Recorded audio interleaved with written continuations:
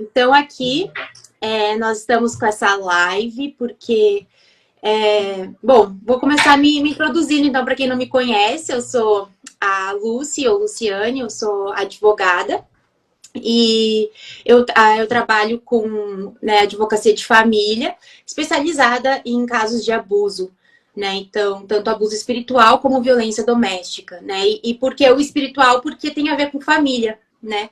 Então, tem a ver com pessoas da nossa convivência. Então, vou deixar então a Rai se apresentar. Olá, boa noite. Eu sou advogada, meu nome é Raíza. A Lucy vai me chamando de Rai aqui em alguns momentos. Sou advogada, civilista, trabalho também com direito de família e atualmente tenho atuado na frente contra a violência doméstica às mulheres. E sou uma das diretoras do Instituto MICA, diretora jurídica do Instituto MICA. Eu também sou, eu esqueci de falar. O Instituto MICA, então, para quem não sabe, é um instituto que atua combatendo que está querendo combater e enfrentar a violência contra as mulheres. Então, a gente está aí, né, se organizando para instituir tudo isso bem direitinho, mas a gente já teve algumas lives, né, com a Lideia, a diretora do Instituto, e mais para frente nós teremos mais novidades. Mas o assunto de hoje, então, a gente queria trazer o aspecto da violência doméstica dentro das igrejas, né, e quais seriam os efeitos jurídicos disso, né? Então, a violência doméstica dentro das igrejas, ela é muito mais normalizada do que a gente pensa, né? Então, para muitas pessoas, quando eu falo sobre isso, eles ficam, nossa, mas na minha igreja não existe. Mas provavelmente exista, né? E eu e a gente então vai falar um pouquinho sobre isso, porque a violência doméstica ela não é só agressão física, né? Ela envolve agressão psicológica, ela envolve agressão a violência psicológica, a violência patrimonial, a violência física, moral, né? Então, às vezes a pessoa pensa que é só não, bateu, né? Deixou a pessoa roxa, ou o feminicídio, e não é isso, né? Não é só isso. Então, talvez você que está se juntando a nós agora, você possa se conscientizar de formas que alguém dentro da sua igreja possa estar sendo abusado, alguma mulher possa estar sendo abusada pelo marido. Então, Rai, eu queria começar com você, assim, falando um pouco sobre esse aspecto dentro das igrejas, assim, sobre como que se dá isso dentro das igrejas e como que a igreja, ela tem esse poder, às vezes, de silenciar, né, as vítimas de abuso.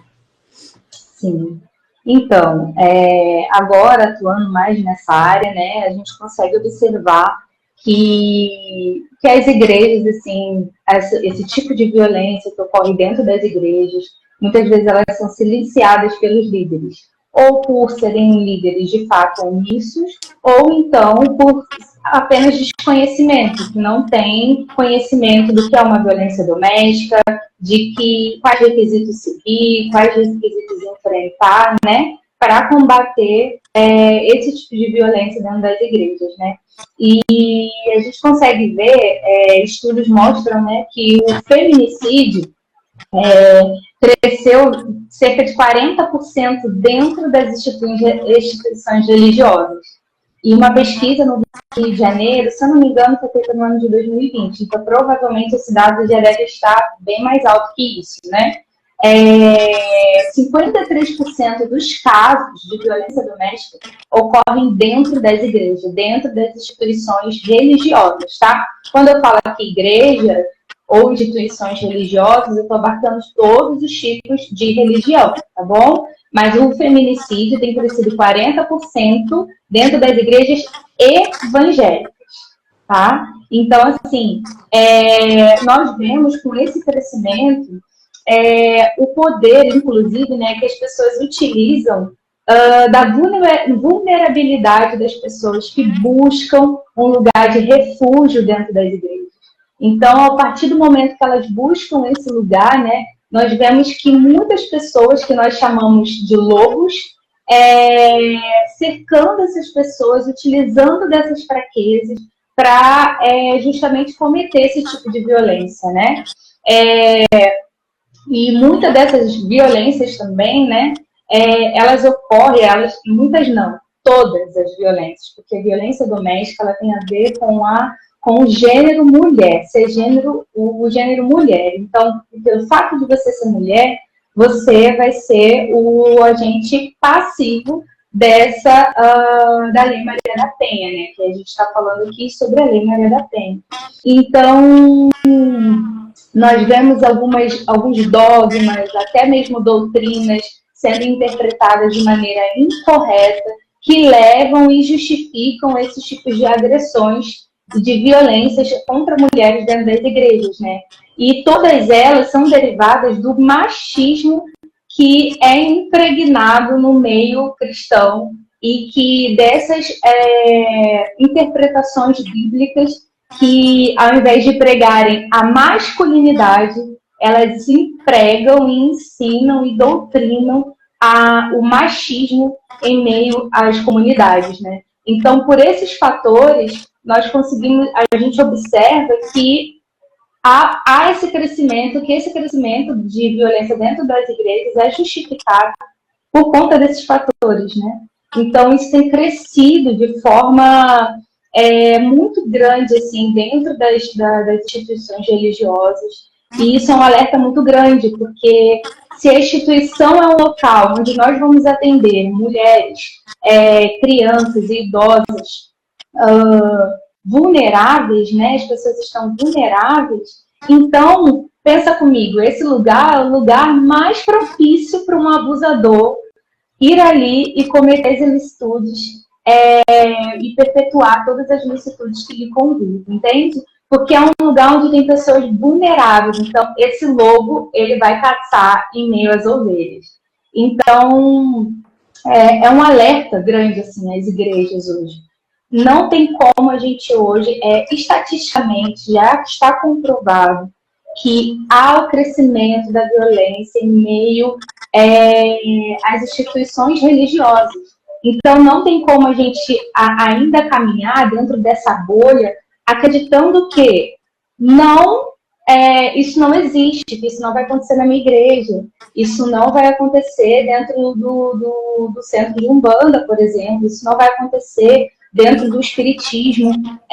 Não, isso vai ocorrer, isso vai acontecer. Por quê? Porque é um local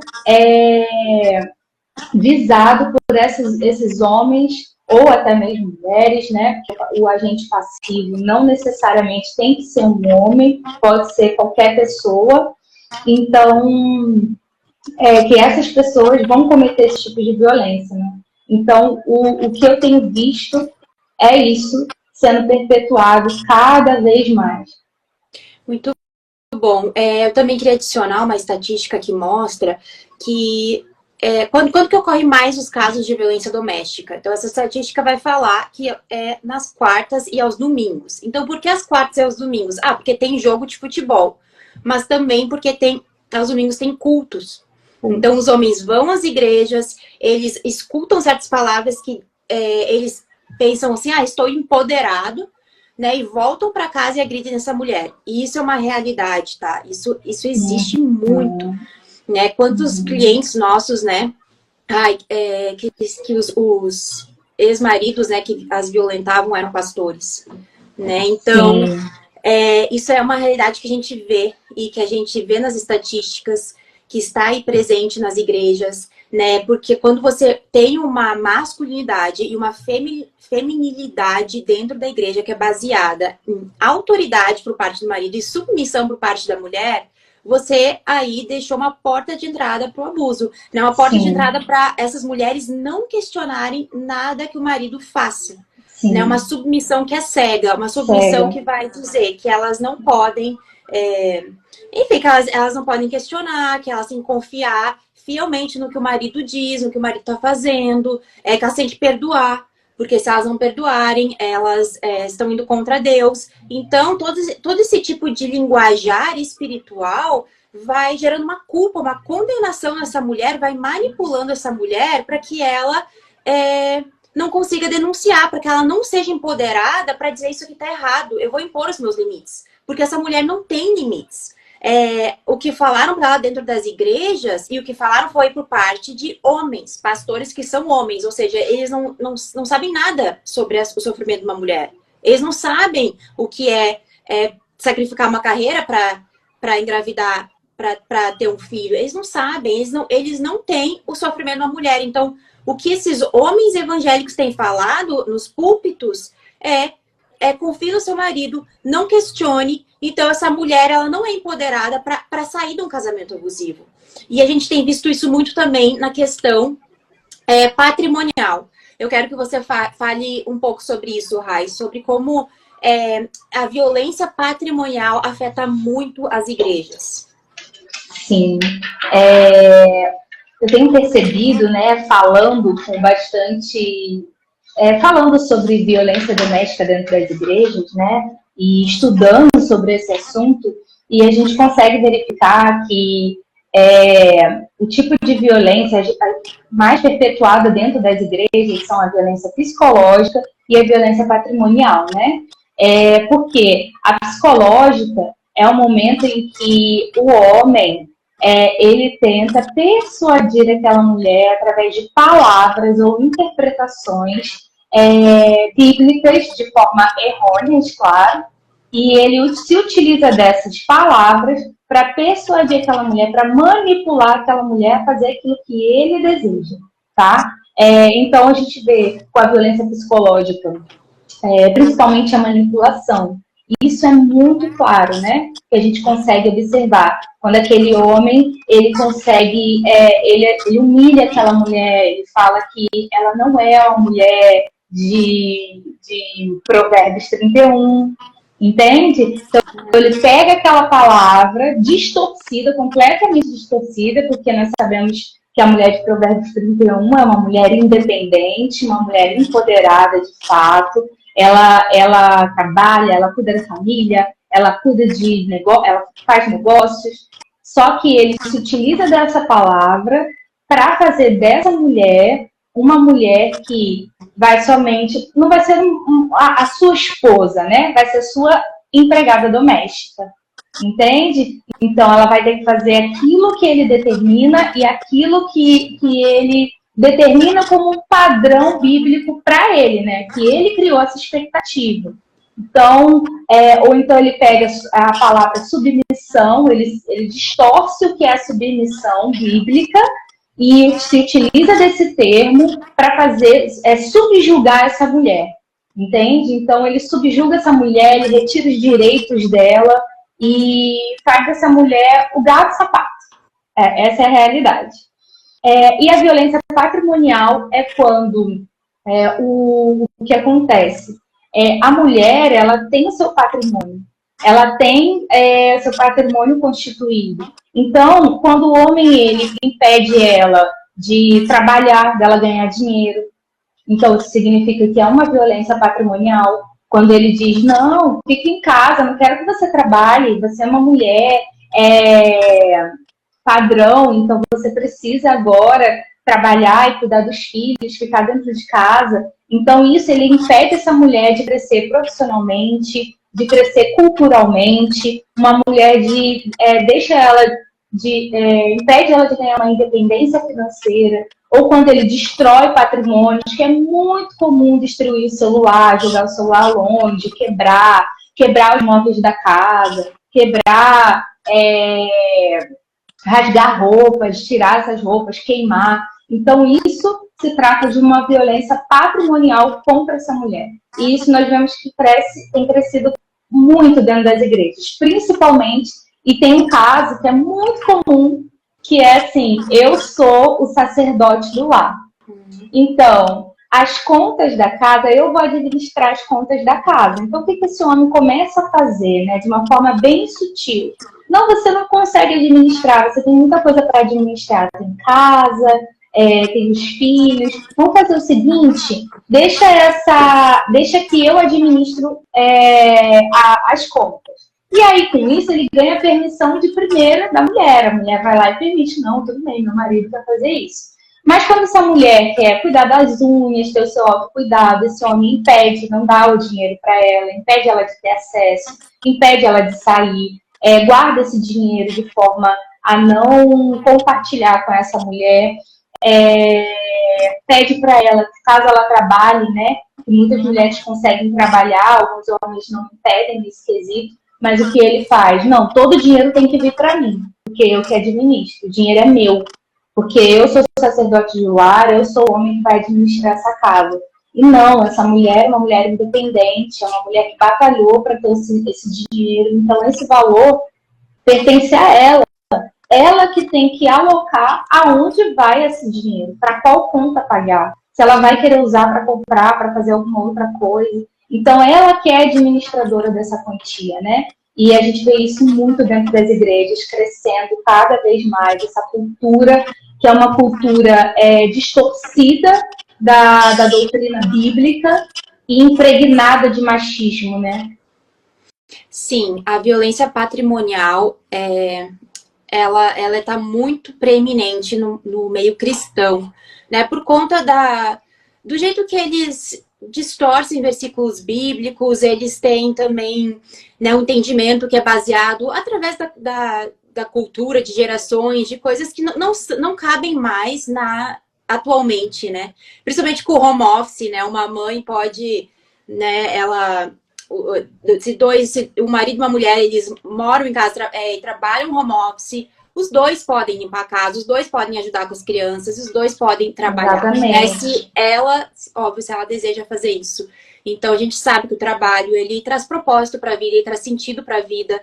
E quantas mulheres gostam disso, né? Mas os homens cristãos, muitos deles não deixam por conta de versículos bíblicos distorcidos, né? De uma visão, lá dos anos 50, uma visão romantizada que eles têm de marido e mulher, né? E infelizmente isso faz eles não crescerem, né? Como homens, faz eles não amadurecerem como homens. E não desenvolverem junto com a sociedade. Exatamente. Né? A sociedade, ela tem desenvolvido, né? Exatamente. Ela tem evoluído e a gente parece que não evolui junto, né? Não vai. Né? Mas esse aspecto da violência patrimonial, por que a gente traz aqui? Porque ele é um dos principais... a dependência financeira da mulher faz com que ela não consiga sair desse relacionamento.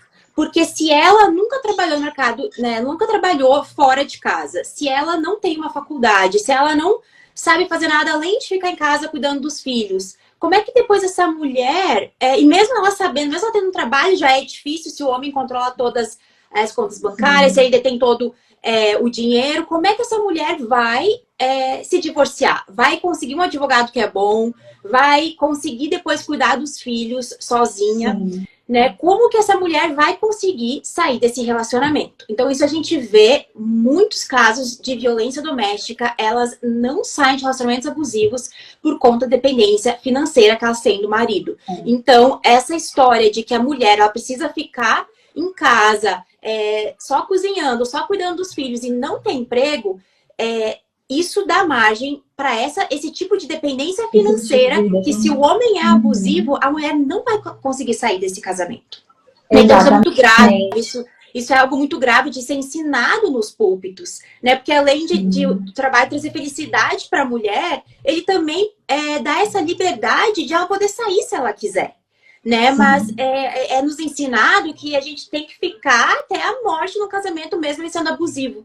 Né? E isso não é verdade, né? Se você está aqui nos assistindo e você está dentro de um casamento assim, você saiba que você não precisa ficar num casamento desse tipo, sabe? Jesus, ele não te culpa, não é pecado ficar em um casamento assim, né? Então, procure ajuda, né? E não mais fique nesse tipo de relacionamento abusivo que você não consegue impor limites por conta de palavras como submissão,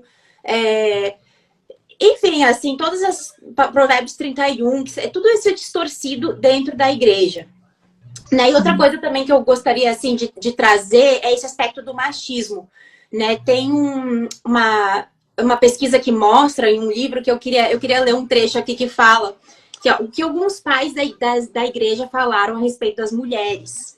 né? Então, John Knox vai dizer assim, que as mulheres são fracas, frágeis, impacientes, débeis, inconstantes, variáveis e carentes de espírito e aconselhamento.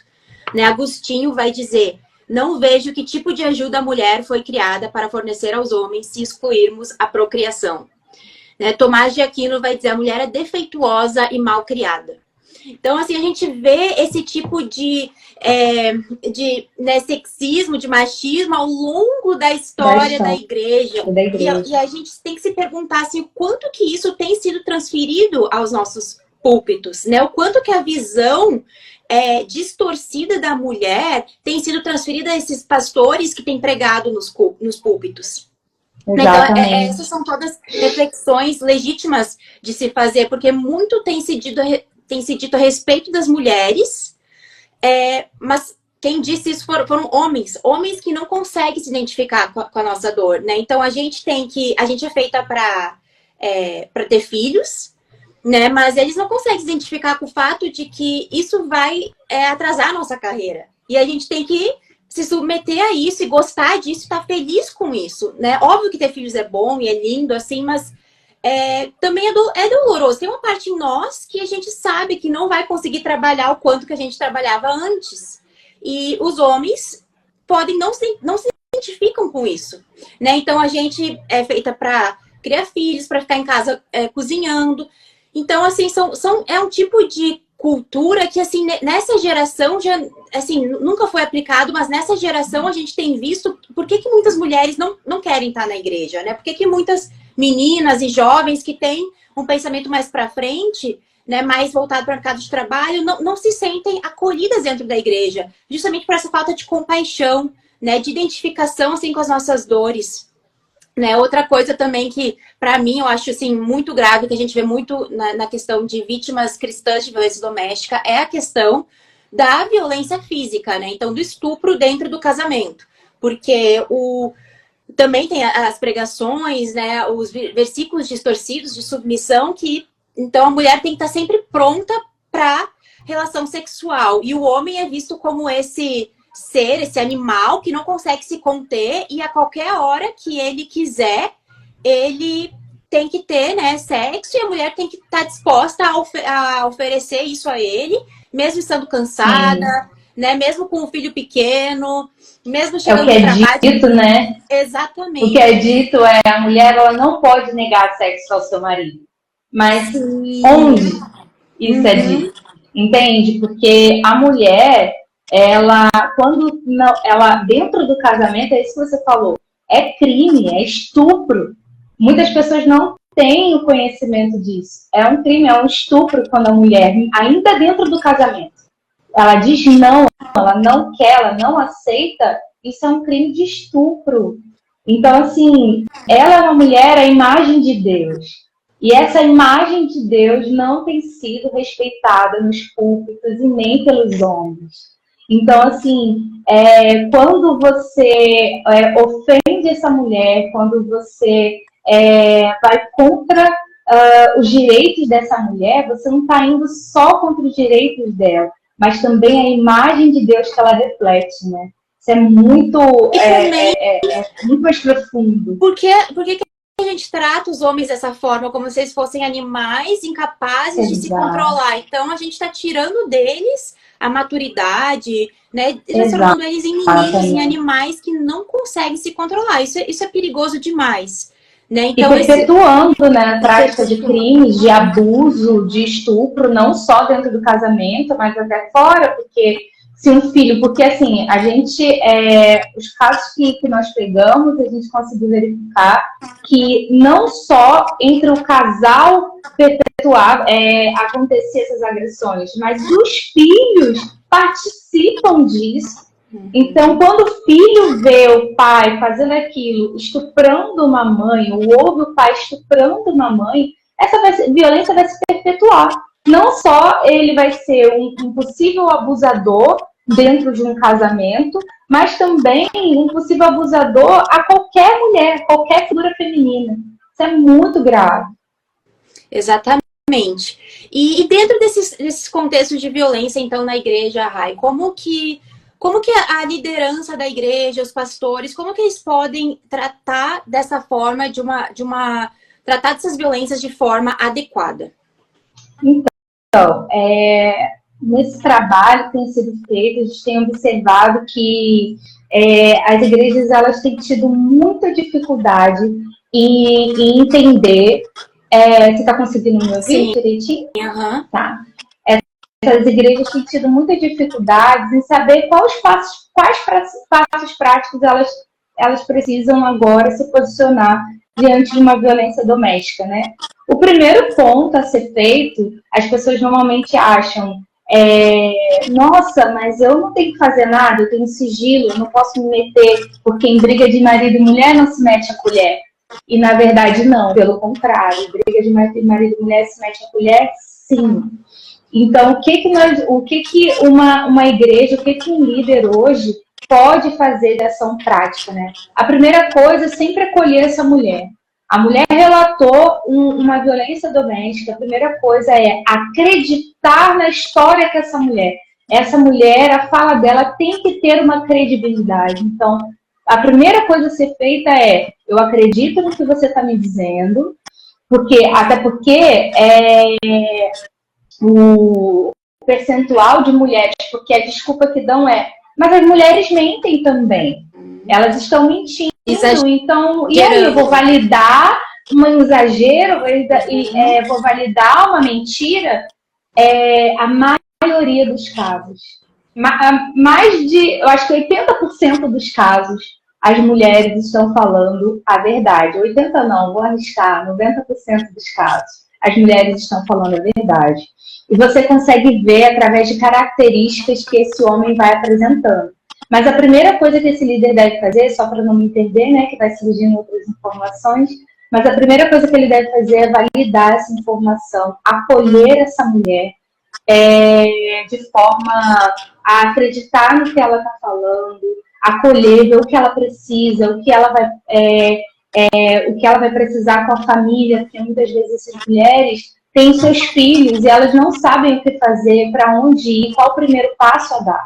Então você precisa ter uma equipe que vai acolher essa mulher, que vai direcionar essa mulher para o caminho correto. Após isso, o que precisa ser feito é entregar essa mulher, entregar esses fatos às autoridades públicas. Eu tenho falado muito sobre isso porque nós vemos que dentro do aconselhamento pastoral, as pessoas, os pastores, os líderes, eles têm a vontade, o ímpeto de julgar aquele caso. Entenda, líder, você não é juiz da causa. Nós temos homens e mulheres que possuem expertise para poder lidar com essa situação. Então, você não é juiz da causa. Quem tem que julgar essa causa é o juiz da vara da violência da mulher. É o delegado que vai pegar aquele caso, vai recepcionar, vai entregar para o juiz para poder ser feita a denúncia. Então, não é o líder religioso. Ele não vai fazer isso. O papel dele é ter o acolhimento dessa mulher. Esse é o papel primordial. É o acolhimento dessa mulher, dessa família. De acolhê-la, de levar ela a identificar que ela é vítima de uma violência doméstica. Então, o primeiro passo a ser feito é esse, né? E depois, claro, os acompanhamentos jurídicos, acompanhamento psicológico, o acolhimento, direcionar essa mulher à rede de trabalho, profissionalizar essa mulher. Então, acolher, de fato, é um acolhimento integral e não parcial, só naquele momento. Não, é integral, de toda a vida daquela mulher. Muito bom. E também uma coisa que eu vejo muito que as igrejas fazem, eles tendem a usar, né? Então, quando quando a mulher vai e diz que ela foi violentada, então eles fazem Mateus 18, né? Vão fazer o famoso Mateus 18 com o casal. Então, eles vão exortar as partes que estão erradas. Então, vão exortar o marido pela violência, vão exortar a mulher porque ela ou atiçou ele a cometer aquela violência, ou ela também teve culpa naquilo, ou ela também estava brigando, né, com ele. Mas veja, né, isso não tem cabimento, porque quando uma pessoa é abusada, mesmo que seja em função de uma briga ali, ela você não tem o direito de desrespeitar a pessoa a ponto de agredir ela, a ponto de cometer uma violência verbal com ela, uma violência psicológica, né? Então não é culpa da mulher o fato do homem ser agressivo. Então Exatamente. eles tentam fazer esse Mateus 18, ou até mesmo um aconselhamento pastoral para reconciliar o casal, né? E não que nada disso não seja não tenha cabimento, assim, né, para o perdão, a reconciliação, mas em um primeiro momento é muito importante ver se essa mulher, ela quer denunciar, né? Tem que perguntar, você quer denunciar esse homem violento? Então eu vou com você até a delegacia e a gente vai denunciar esse homem. É isso que a liderança deve fazer. Esse é o apoio, né? Exatamente. Conscientizar ela que ela está em um relacionamento abusivo, né? Perguntar para ela se ela quer denunciar esse homem, se ela quer ajuda para sair desse relacionamento abusivo e não exortar ela, não tentar fazer um aconselhamento de casal. Então, são questões muito delicadas que os líderes eles não estão tendo a capacidade de lidar. Não se atentam, né? Uhum. E exatamente. Você fazer isso com essa mulher, revitimizar essa mulher. Porque você coloca ela, imagina, a mulher foi estuprada pelo marido, a mulher levou um soco ou uma facada desse homem, e você coloca ele numa mesa, ela numa mesa com ele, com outro líder homem, para tentar reconciliar ou fazer o Mateus 18 para tentar resolver tal situação.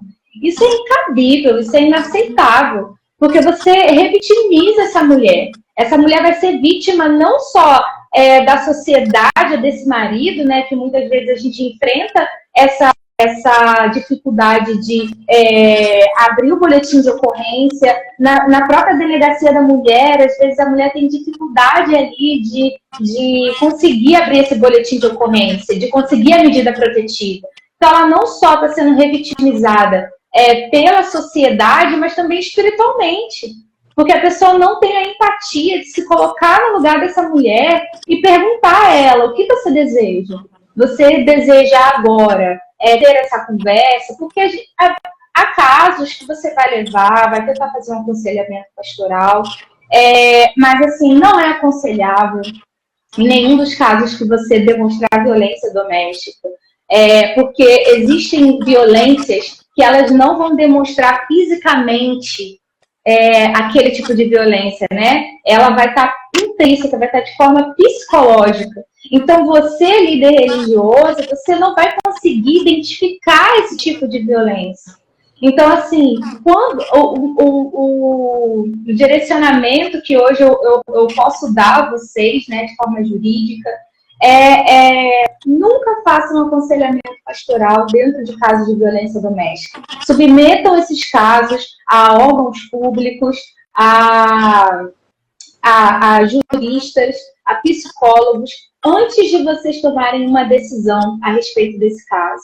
Porque, às vezes, está acontecendo um caso de violência psicológica, que aquela mulher entra no nível de manipulação, que é o famoso, né, gaslight, né, que você cria dúvidas na memória, na sanidade mental daquela mulher. Você mexe de tal forma que acaba sendo uma forma tão profunda que aquela mulher não consegue identificar o quanto ela está sendo violentada. Então, nesses casos, ela não vai saber lidar com aquela situação. E talvez ela vai reconciliar com um cara que ele está sendo, de fato, um monstro com ela. Porque um homem que lida com uma mulher tentando retirar a sanidade mental dela, ele não pode ser um ser humano apto a viver em sociedade. Então, isso é absurdo a gente fazer isso. Então, a primeira coisa que deve ser feita é isso. Você submeter essa mulher aos caminhos corretos e depois tomar as decisões ouvindo o desejo dessa mulher. Porque senão ela vai ser novamente revitimizada espiritualmente. Isso é muito grave, porque a gente não consegue quebrar o ciclo da violência. E a gente não consegue, através desse cuidado, pregar o evangelho para essa mulher. Pelo contrário, a gente está dizendo que ela foi feita para sofrer. Então, não é isso que o evangelho nos chama, né? Não é para sofrer. Ele chama para o sofrimento, mas não é esse tipo de sofrimento. Entende? Então, é muito grave. A gente, às vezes, quebra pontes entre o evangelho e aquela mulher, né? Então, é isso, sim, que eu tenho para compartilhar diante disso. Então, eu vou acabar me excedendo. E também a gente precisa cuidar, porque assim, às vezes a gente pensa, nossa, mas esse homem, ele é muito santo, esse homem, ele é um bom líder, né, um bom pai, um bom pastor, um bom pai de família, como é que ele... É um profeta. Isso, o famoso profeta. Como é que ele pode fazer isso? Né, mas a questão é que esses homens, eles são manipuladores, eles são narcisistas, Exato. Eles sabem como manipular toda uma congregação, toda uma comunidade, toda uma cidade. Para eles isso é fácil. Então, você já pensou, líder, que talvez você esteja sendo manipulado por esse homem? Né? Tem uma estatística que mostra que... mas essa estatística é feita lá nos Estados Unidos, porque aqui no Brasil a gente não tem dados reais para ver esse tipo de estatística. Mas lá nos Estados Unidos mostra que 95% das denúncias de abuso que são feitas por mulheres são verdadeiras. Né? Mas a gente tem essa dificuldade como sociedade em acreditar nas denúncias. Né? A primeira coisa que a gente fala, não, mas ele não pode ter feito isso. Mas a gente tem que ver se é verdade. Mas, gente, como é que uma mulher vai provar se não foi uma agressão física? Tá? Pensa comigo, se não foi uma agressão que deixou um roxo, como é que ela vai provar uma agressão, uma agressão psicológica? Gente, é mais difícil de provar. Sim. É uma dor que ela está sofrendo, assim, que é muito difícil de falar. Né? A questão da violência, né, do estupro, da violência sexual. Para a gente saber se ela realmente foi estuprada, ela tem que fazer um exame de corpo de delito na hora, né? No dia. Exatamente. Então, é muito difícil a mulher fazer isso no dia. Então, assim, a gente tem essa tendência como sociedade em não acreditar nas mulheres, em silenciar a voz das mulheres. E o que eu e a Rai, a gente quer fazer, né, sendo advogadas, assim, das mulheres, é dar voz. Né? Então, se as pessoas não vão nos ouvir, se os líderes de igreja não vão nos ouvir, então a gente vai fazer eles nos ouvindo até o judiciário. Assim, é uma pena, mas é o que a gente tem que fazer para que a voz das mulheres seja escutada nessa sociedade que a gente vive. Assim. Então, eu acho que o que a gente também tem para falar hoje é acredite, né, no que as mulheres estão falando, acredite nelas, não julgue elas, porque esses manipuladores estão sim no nosso meio, e eles procuram ambientes em que eles sabem que vão ter pessoas vulneráveis, como igrejas, escolas. Eles procuram esses ambientes para realmente abusar, né, de pessoas ali, de crianças, de pessoas que chegam na igreja quebrados, né? Então eles vulneráveis, né? Com a palavra de Deus, com a profecia, né? A gente vê isso muito no meio carismático, quando os profetas, eles se utilizam de, deixa eu te dar uma palavra, e eles vão manipulando essa mulher, tá? Até que ela comece a fazer de tudo com eles, assim. Então a gente diz, mas é um affair. Né? Não foi um affair, não foi um caso extraconjugal, uma traição. Esse homem, se ele é líder de igreja, ele abusou dessa mulher. Abusou do seu poder e manipulou ela, porque ele tem acesso ao coração dessa mulher. Exato. Ele é um líder sobre essa mulher. Ele está falando com ela como se ele tivesse autoridade de Deus para falar com ela. Então não foi uma traição.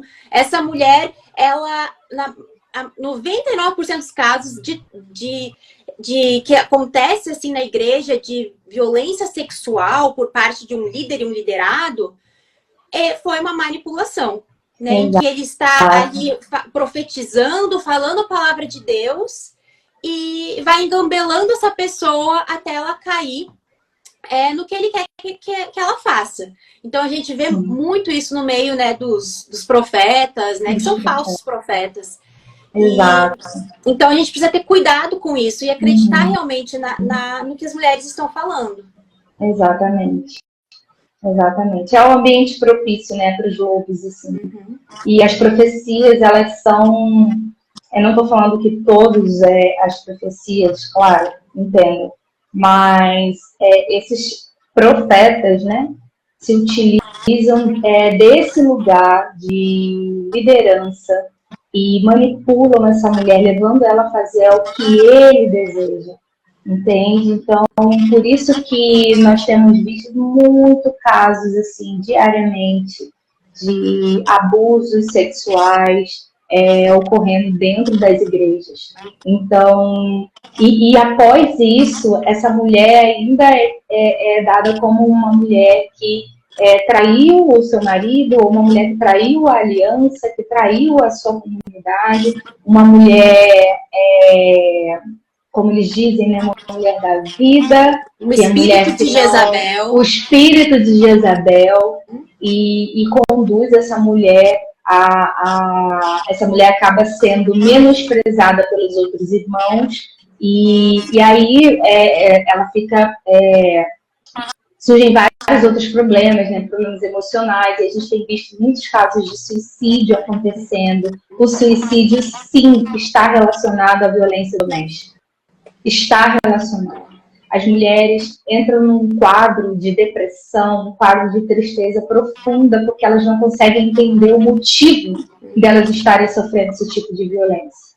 E elas acabam se entregando à morte, né? Porque é o único meio de saída desse ciclo de violência. E nós sabemos que não é, porque nós sabemos que o evangelho é o caminho para a liberdade dessa mulher, né? Através também de meios, através do judiciário, através dos órgãos competentes, mas o evangelho traz essa esperança para essa mulher. Mas quando isso acontece dentro do meio cristão, essa mulher perde a esperança. E é aí que começa, né, todo o processo até essa mulher cair em suicídio. Então, nós precisamos, não só nós cristãos, mas líderes, tenham atenção. Muitas igrejas são grandes, vocês não conseguem lidar e administrar todos os membros. Então, crie uma equipe, crie alguém que vai recepcionar essas mulheres, crie uma equipe que vai recepcionar essas mulheres, ouvir essas mulheres, um canal de denúncia, isso é muito importante, porque não podemos botar a venda nos nossos olhos acreditando que isso não acontece no nosso meio, pois acontece, há joio em meu trigo, né? Muito bom, e também a gente é algo muito triste quando isso acontece no meio da igreja, porque esse abuso espiritual, ele rouba a fé das pessoas. Isso. Né? E as pessoas ainda julgam e dizem, nossa, mas se essa mulher, ela parou de acreditar em Deus, ela saiu da igreja, então era idolatria, ela olhava só para homens. Mas isso é uma falta de compaixão extrema, porque se ela sofreu isso dentro da igreja, é completamente aceitável que ela também não queira mais Jesus, ela não queira mais ficar naquele meio, e ela fique sem esperança, e ela fique também desiludida com tudo que ela está vivendo, ela começa a duvidar se aquilo que a Bíblia está falando realmente é verdade, porque os homens no meio dela, as pessoas no meio cristão não vivem aquilo. Então o abuso espiritual é algo tão forte, porque além de deixar marcas emocionais, psicológicas, também rouba a fé das pessoas. Mas a gente vai terminando aqui a live, e se você tiver alguma pergunta, você pode colocar aí. E Rai, você quer deixar alguma palavra aí, alguma coisa nesse último momento? Eu queria responder uma pessoa que me perguntou, né, sobre, em caso de violência doméstica, se ela pode ou não se divorciar. E eu queria responder isso, é uma pergunta que, de forma jurídica, ela é simples e direta. Sim, deve. Você precisa preservar a sua vida, você precisa preservar a sua saúde mental. Espiritualmente, agora uma resposta bíblica, né, que nós vemos, há muitas discussões, mas existe um princípio intrínseco à lei de Deus, que é o princípio da vida. E é um princípio também constitucional. Então, em breve análise, né, você consegue observar, e nós podemos observar que em caso de violência doméstica, onde a mulher está em detrimento da vida dela, onde essa mulher corre risco de vida, você de fato vai aconselhar essa mulher a manter essa relação, a correr risco de vida, não só ela, mas como a sua família? Então, não. você não tem como submeter essa mulher a esse ambiente, a esse local de violência. Essa mulher é passível, sim, de uma carta de divórcio. Porque, tendo em vista a dureza do coração do homem, o pecado no coração do homem, essa mulher, ela pode, sim, se divorciar desse marido, né? Mas a gente tem que fazer essa análise dependendo do caso, não o caso de violência doméstica, mas caso a caso, né? Porque cada caso tem a sua especificidade. Não de violência doméstica. A gente não pode... Violência doméstica, falou em violência contra a mulher, a gente não pode pensar em simplesmente... Não, ela não pode divorciar, ela tem que manter a aliança. Pelo contrário, esse homem, ele quebrou a aliança na primeira oportunidade que ele levantou a mão ou gritou ou desferiu qualquer tipo de violência a essa mulher. Então não é essa mulher que está quebrando a aliança. Foi esse homem, a partir do primeiro desferimento de violência, à vida dessa mulher, né? Então a gente precisa lembrar disso, que a aliança não está sendo quebrada por essa mulher, mas sim por esse homem, que não cuida dessa mulher assim como Cristo cuida da igreja, né? Porque lá em Efésios, quando vai dizer sobre o papel da mulher, logo em seguida ele fala sobre o papel do homem. A responsabilidade não é uma responsabilidade simples, é uma responsabilidade muito grande, que é amar e cuidar dessa mulher assim como Cristo cuida da sua igreja, né? Então, a partir do momento que esse homem desfere essa violência, ele já quebrou a aliança. E é isso, eu me coloco à disposição para caso alguém queira tirar algum tipo de dúvida, orientação, ou algum tipo de palestra também, a gente se coloca à disposição para esclarecer e ajudar ao combate, né, da violência contra a mulher, e principalmente no ambiente cristão. Exatamente, e muitas vezes dentro da igreja a gente tenta abordar assuntos assim como, poxa, uma guerra, um genocídio, eu nunca faria isso, né? Eu estaria do lado dos perseguidos, mas estar do lado dos perseguidos hoje em dia se parece com estar do lado dos abusados. É por isso que a gente está do lado dos mais vulneráveis, né? Daqueles que são os discriminados, né? Das mulheres que pela igreja são vistas como as mais fracas, né? Então... começa agora, né, o nosso preparo. E é isso, realmente, entra lá segue eu e a doutora Rai, e qualquer dúvida nos pergunte lá no Instagram, e a gente está à disposição de vocês, e a gente vai fazer, sim, mais lives. Obrigado por se juntarem a nós nessa noite. Tenham todos uma boa noite, e até a próxima. Até. Muito obrigada, pessoal. Boa noite.